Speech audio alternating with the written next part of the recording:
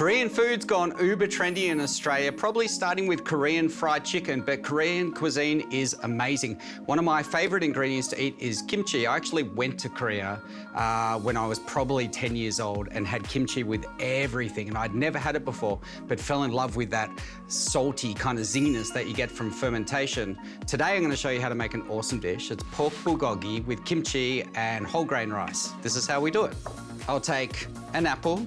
So I'm going to use about half of this. It doesn't really matter how we chop these, just roughly chop them. Pop them into the food processor. I'm going to get some onion into there as well. Once again, doesn't matter how you cut it because it's going to get pureed. Next, we'll take some garlic. So easiest way to get the shell off the garlic, flat bench and the palm of your hand. Give it a little whack and that'll just loosen the skin up straight away.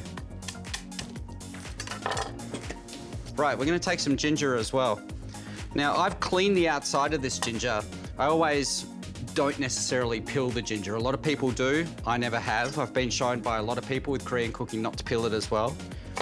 But you do wanna make sure it's washed on the outside and scrubbed clean. So that can go straight in. Now we can start to go in with the liquids. Soy sauce. We have Korean chili paste with the cutest spatula in the whole world. Korean chili paste you can find from most Asian grocers these days. Oyster sauce. Honey for sweetness.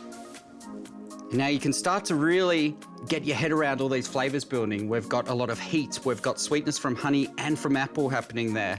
We're also gonna get some dried chili into there. We'll pop the lid on and puree that right down to a smooth paste.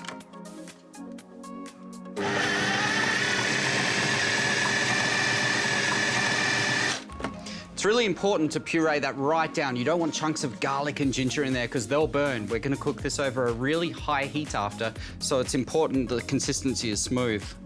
Let's have a bit of a look. I'm a bit worried to have a taste. It's got a real firiness to it. Oh man. Woo! That's hot, it's good. Once that's smooth, it's ready to go. So take yourself a nice big mixing bowl. I'm gonna be using St. Bernard's free-range pork shoulder. So I'm gonna pop that straight in. Marinade goes in too. And if you've made too much, this will keep for a little while in the fridge. You can always pop it into a jar. It'll keep for about a week in the refrigerator. Take a spatula or a spoon and give it a really good mix. Ooh. Once that marinade's really well mixed through, take some cling film. We're gonna cling film this and put that aside into the fridge to rest for 30 minutes. And then when we actually get to cooking this, I'm gonna serve it with this beautiful fermented kimchi. Try and increase the amount of fermented food you eat, like kimchi or sauerkraut. That one small change can make a huge difference to your gut health and your own happiness. Okay, this has been marinating for 30 minutes. Let's have a bit of a smell. Oh, wow. Okay, so a couple of things to happen here. First of all, we can get this pan heating up.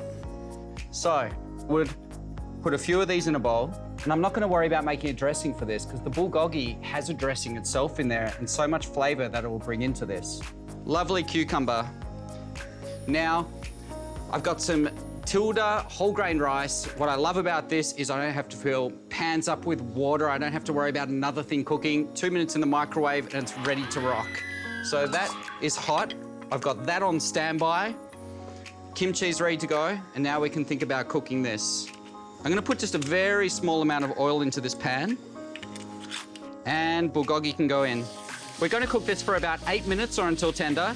Don't forget the marinade has done a beautiful job of tenderizing the pork as well. So while that is sauteing, make sure you keep stirring it and folding it over so it doesn't burn. This is almost done, so we can put some of this rice down here. Some kimchi also. Okay, now, I think we're almost there. Wish you guys could smell this, so good. Don't worry if it's starting to look a little bit dark in color. We've used some really dark sauces there as well, so it will take on quite a dark coloring to it. Just keep it moving around the pan so we don't burn it. Now, to finish off, I've got some toasted sesame seeds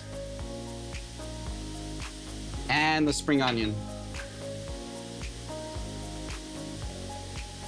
Just gently fold that through and job done. And I'm just gonna put some of this beautiful pork bulgogi straight on top of the kimchi and rice. And there we have it. There's my beautiful Korean pork bulgogi with kimchi and whole grain rice.